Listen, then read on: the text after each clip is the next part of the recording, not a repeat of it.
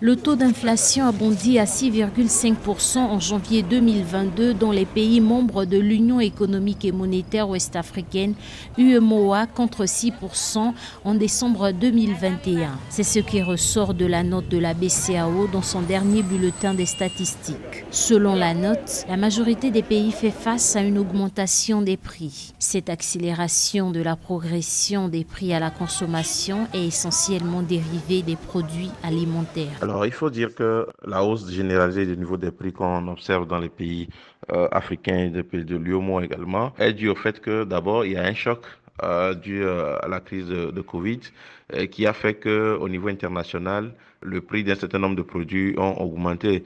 Il y a aussi augmentation du prix de l'énergie qui a fait qu'in fine, il y a eu une augmentation générale du niveau de prix. La production céréalière de l'Union a significativement baissé au cours de la campagne 2021-2022, ce qui pousse les prix à la hausse. Une baisse imputable à une exacerbation des difficultés d'approvisionnement des marchés en ligne avec la persistance des incidents des crises sanitaires, sécuritaires, couplées à la détérioration du climat sociopolitique dans certains États membres.